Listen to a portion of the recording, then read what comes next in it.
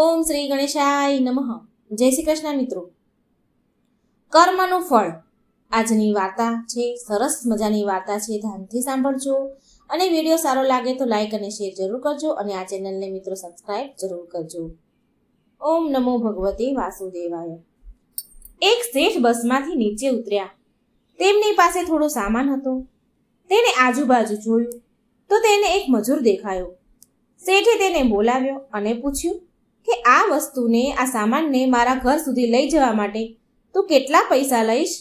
મજૂરે કહ્યું, તમારે જે આપવું હોય તે આપજો, પરંતુ એક શરત છે કે જ્યારે હું સામાન લઈ જઈશ ત્યારે રસ્તામાં તમારે મારી વાત સાંભળવાની, કાં તો તમારે વાત કરવાની અને હું સાંભળીશ. શેઠે તેને ઠપકો આપીને ભગાડી મૂક્યો અને બીજા કોઈ મજૂરની શોધ કરવા લાગ્યો. પરંતુ લાંબા સમય સુધી શોધવા છતાં પણ કોઈ મજૂર મળ્યું નહીં સામાન ઉઠાવવા માટે. છેવટે મજબૂરીમાં શેઠે એ જ મજૂરને પાછો બોલાવ્યો. મજૂર દોડતો દોડતો શેઠ પાસે આવ્યો અને કહ્યું, શેઠજી, તમે મારી શરત સ્વીકારી છે ને? શેઠે સ્વાર્થથી તો હા પાડી. શેઠનું ઘર લગભગ 500 મીટરના અંતરે હતું. મજૂર સામાન ઉપાડી શેઠ સાથે નીકળી ગયો અને કહ્યું, શેઠજી, તમે મને કંઈક કહેશો કે હું તમને કંઈક કહું? શેઠે કહ્યું, તું જ સંભળાવ. મજૂરે ખુશીથી કહ્યું, હું જે કહું તે ધ્યાનથી સાંભળજો. આમ કહીને મજૂર રસ્તામાં છેક સુધી બોલતો ગયો અને બંને ઘરે પહોંચ્યા. મજૂરે ઘરની બહાર સામાન રાખ્યો. શેઠે મજૂરને જે કાંઈ પૈસા આપ્યા તે મજૂરે લીધા અને તે શેઠને કહે છે કે શેઠજી, મારી વાત ધ્યાનથી સાંભળી કે નહીં? શેઠે કહ્યું, ના, મેં તારી વાત નથી સાંભળી. મારે તો મારું કામ પૂરું કરવું હતું. મજૂરે કહ્યું, શેઠજી, તમે તમારા જીવનમાં બહુ મોટી ભૂલ કરી છે. તમે કાલે 7 વાગ્યે મરી જવાના છો. તમારું મૃત્યુ થવાનું છે. શેઠ ગુસ્સે થયા અને કહ્યું, મારે તારી બકવાસ વાત નથી સાંભળવી. તું જા અહીંથી, નહીંતર મારે તને મારવું પડશે. મજૂરીએ કહ્યું, મારો કે ન મારો, કાલે સાંજે તમારું મૃત્યુ તો થવાનું જ છે.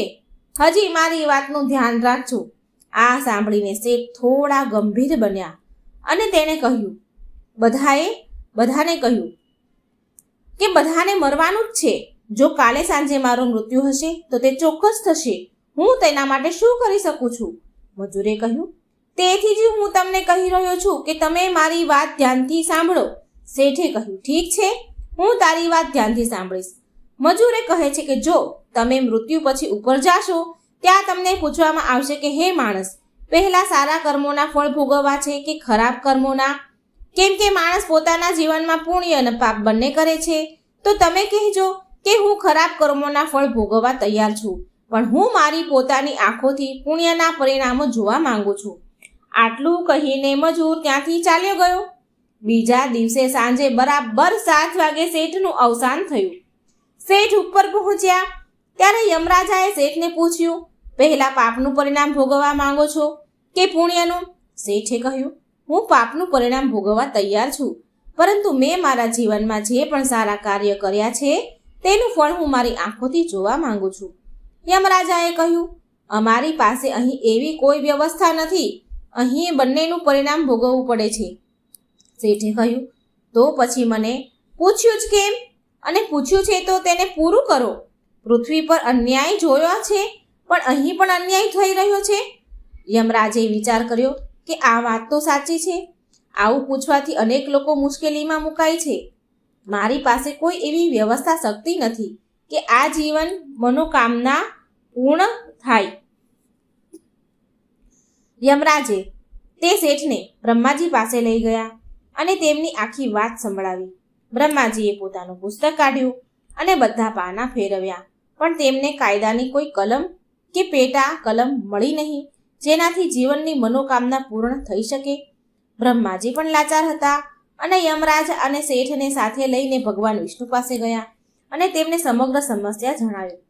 ભગવાન વિષ્ણુએ યમરાજા અને બ્રહ્માજીને કહ્યું કે તમે અહીંથી જાઓ, પોતપોતાનું કામ કરો. તેથી બંને ચાલ્યા ગયા. ભગવાને શેઠને કહ્યું, હવે કહો, તમે શું કહેવા માંગો છો? શેઠ બોલ્યા, અરે પ્રભુ, હું શરૂઆતથી જ એક જ વાત કહેતો આવ્યો છું કે હું પાપનું પરિણામ ભોગવવા તૈયાર છું, પણ પુણ્યનું પરિણામ મારે મારી આંખે જોવું છે. ભગવાને કહ્યું, ધન્ય છે એ મજૂરને કે જેણે ગુરુના રૂપમાં તારી અંતિમ ક્ષણોમાં પણ મદદ કરી, તેણે આપેલા ઉપાયને લીધે તું મારી પાસે ઊભો છે. તે મને તારી આંખે જોયો છે. મારા દર્શનથી તારા બધા પાપો નષ્ટ થયા છે. આનાથી વધારે પુણ્ય ફળ બીજું શું હોઈ શકે? મિત્રો, વાર્તાનો સાર તો એ છે કે આપણને કોઈ પણ સ્વરૂપમાં ગુરુ મળી શકે છે. આપણે ગુરુને ધ્યાનથી સાંભળવા જોઈએ. જીવનમાં કઈ વસ્તુ ઉપયોગી થશે તે આપણને ક્યારેય નથી ખબર પડતી, ક્યારેય ખબર નથી હોતી. તો મિત્રો, આ હતી કર્મના ફળની વાર્તા. જય શ્રી કૃષ્ણ. રાધે રાધે. Thank you.